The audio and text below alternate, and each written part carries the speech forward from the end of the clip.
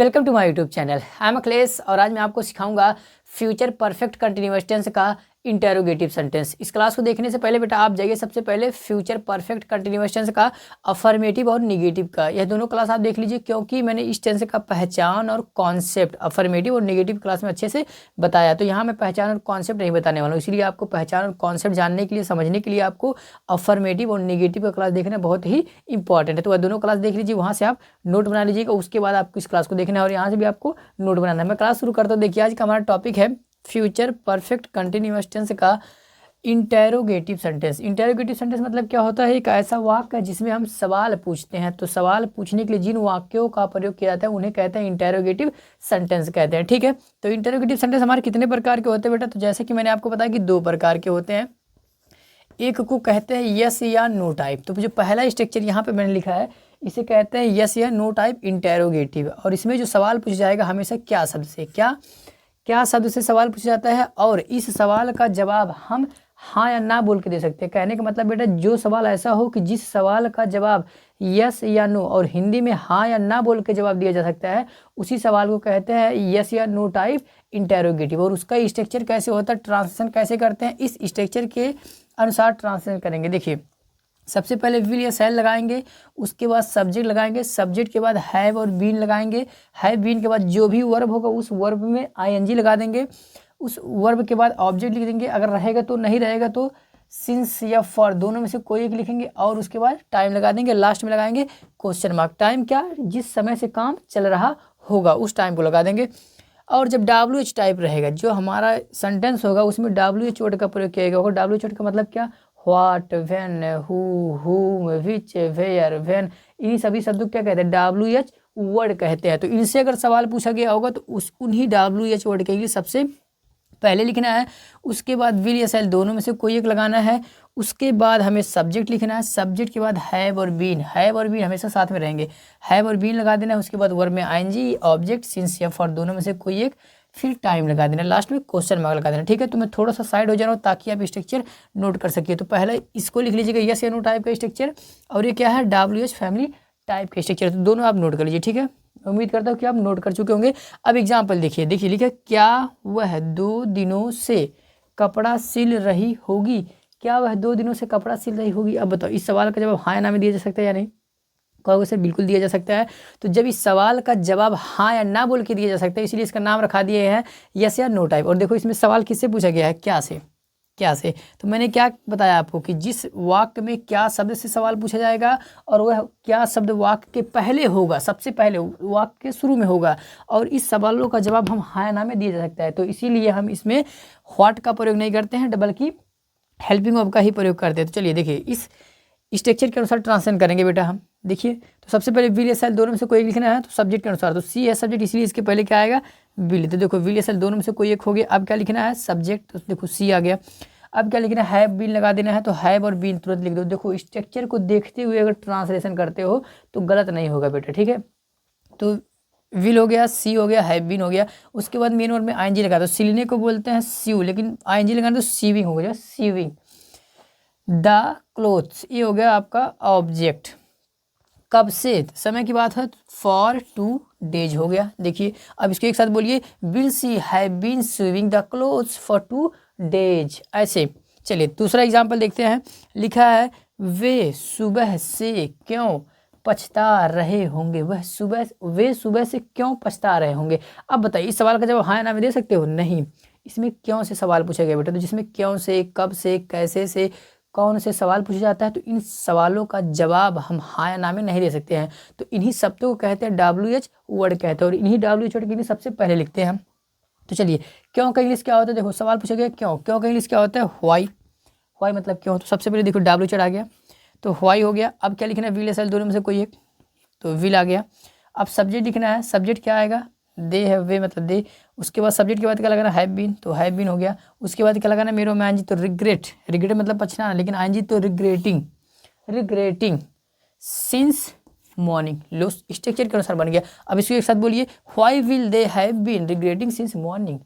Why will they have been regretting since morning. तो इस तरह से आप यही स्ट्रक्चर नोट कर लीजिए, यह भी नोट कर लीजिए, और उसके बाद वीडियो को पॉज करके पहला एग्जाम्पल, दूसरा एग्जाम्पल नोट कर लीजिए। ठीक है, अब मैं बोर्ड क्लीन करता हूँ और मैं आपको यस या नो टाइप का 5 एग्जाम्पल दिखाऊंगा और WH फैमिली टाइप का भी 5 एग्जाम्पल मैं आपको दिखाता हूँ ताकि आपको अच्छे से क्लियर हो जाए।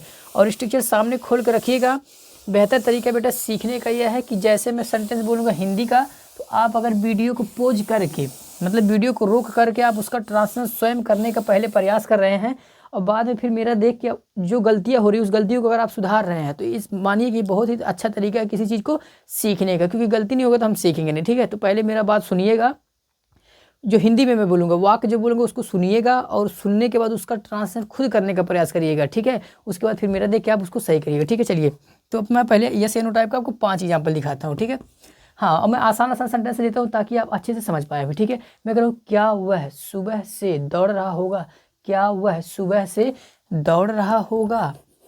चलिए, will he have been running, will he have been running since morning।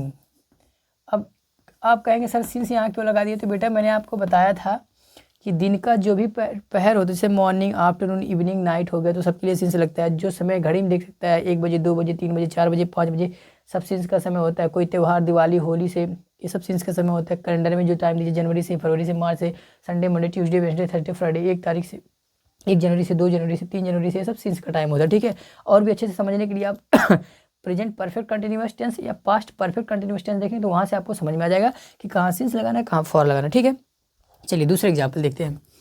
लिखिए, क्या वह सॉरी, क्या वह 2 घंटे से दौड़ रही होगी, क्या वह 2 घंटे से दौड़ रही होगी। अच्छा, यहाँ रन का प्रयोग करें, दूसरा लेते हैं। क्या वह 2 घंटे से सो रही होगी, क्या वह 2 घंटे से सो रही होगी।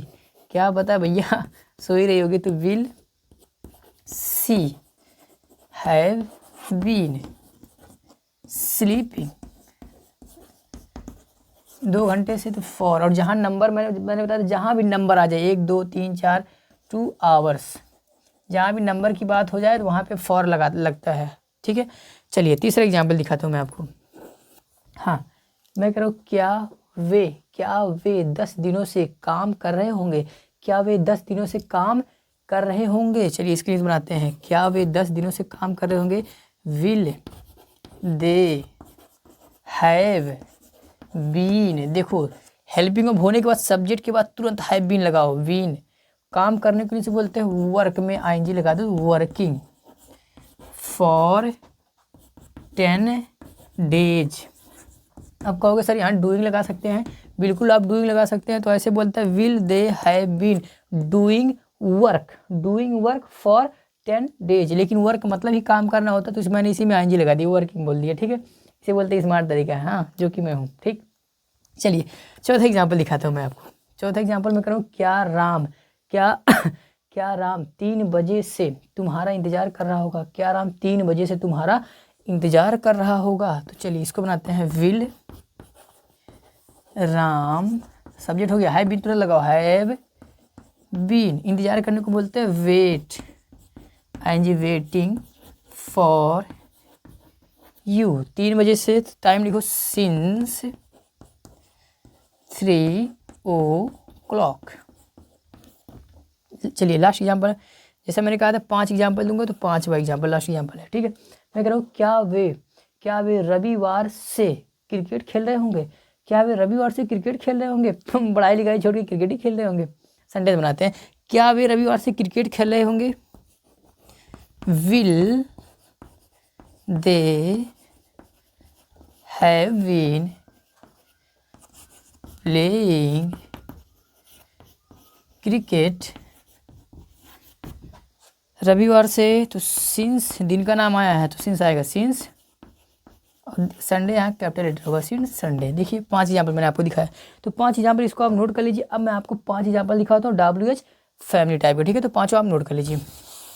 चलिए, WH फैमिली का मतलब क्या होता है बेटा, एक ऐसा वाक्य जिसमें हम WH वर्ड का प्रयोग करते हैं, उन्हीं को कहते हैं WH family type interrogative sentence कहते हैं। ठीक है, तो चलिए, तो यहाँ पर भी आपको सेम वैसे ही करना है। पहले मेरा बात सुनना है, फिर आपको ट्रांसलेशन करने का प्रयास करना। ओके, लेट्स स्टार्ट करते हैं। मैं चलो व्हाट से मैं शुरू करता हूँ। मैं कह रहा हूँ वह 3 दिनों से क्या खा रहा होगा।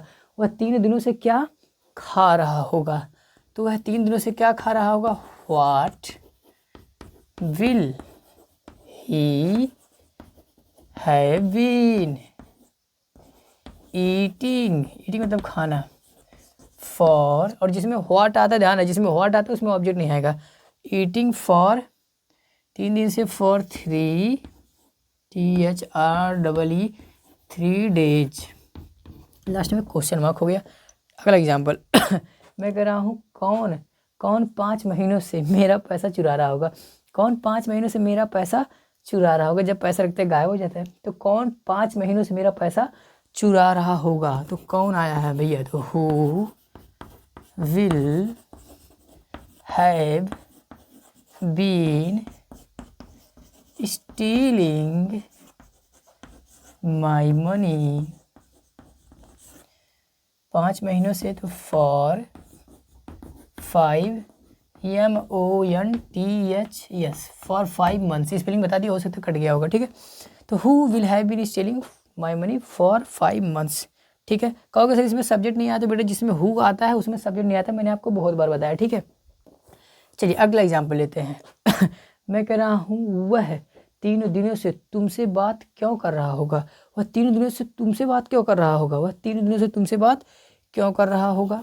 क्यों मतलब why will he have been talking to you for THR 3 days.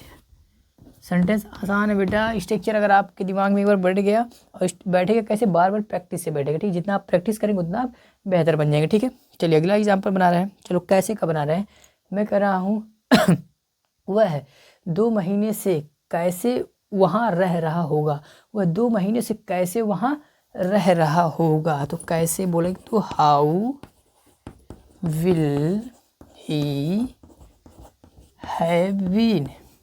रहने को बोलते हैं बेटे लिव, LIVE, तो आएंगे लिविंग देयर फॉर 2 मंथ्स। 2 महीने से वह वहाँ कैसे रह रहा होगा।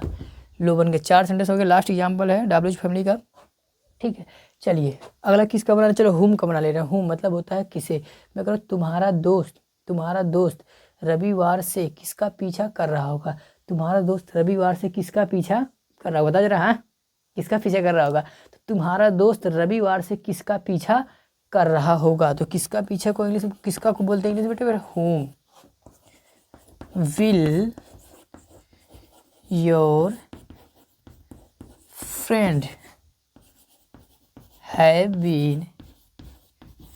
पीछा करने के लिए बोलते हैं फॉलोइंग। संडे आया है तो सिंस संडे, ये भाई लो बन गया सेंटेंस, ठीक है। अब डरिएगा मत। पहले बात तो कहेंगे सर इसमें इतना ज़्यादा वर्ड का प्रयोग कर रहे हैं बेटा, तो इसमें ज़्यादा वर्ड का प्रयोग नहीं है। बस आप स्ट्रक्चर को सामने रखते हो सेंटेंस सोचिए और उसका ट्रांसलेशन अगर आप करेंगे तो ये सेंटेंस, ये स्ट्रक्चर आपके लिए आसान हो जाएगा, दिमाग में धीरे धीरे बैठ जाएगा, ठीक है। अब बारी है होमवर्क की। मैंने आपको अच्छे से एक्सप्लेन किया था 5 SNO टाइप का, 5 WH फैमिली टाइप का एग्जाम्पल मैंने आपको दिखाया, ठीक है। अब होमवर्क की बारी है। होमवर्क आप करके कॉमेंट सेक्शन में लिखना है मुझे, मैं उसको चेक करूँगा, देखूँगा कि आप समझ पाए हैं या नहीं समझ पाए हैं, ठीक है। चलिए पहला हम लिखिएगा कि क्या वह 3 बजे से यहाँ आ रहा है होगा।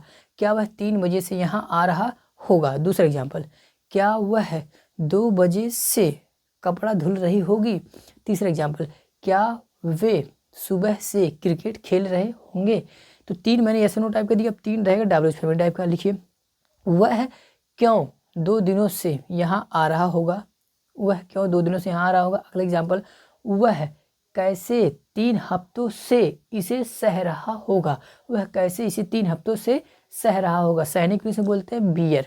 क्या बोलते हैं, बियर बोलते हैं, BEAR, बियर बोलते हैं। टॉलरेट भी बोलते हैं, टॉलरेट और बियर दोनों का मतलब होता है सहना, ठीक है। लास्ट एग्जाम्पल है, तुम्हारा दोस्त 5 हफ्तों से क्या बेच रहा होगा। तुम्हारा दोस्त 5 हफ्तों से क्या बेच रहा होगा। तो जितना सेंटेंस मैंने बोला सबको आपको ट्रांसलेशन करके, चाहे गलत ही हो लेकिन ट्रांसलेशन करके कमेंट में आपको मुझे सेंड करना। ठीक है, तो आज के लिए बस इतना ही। अब हम लोग मिलेंगे नेक्स्ट क्लास में with the next topic. Till then take care and keep learning at your home. Thanks for watching this video.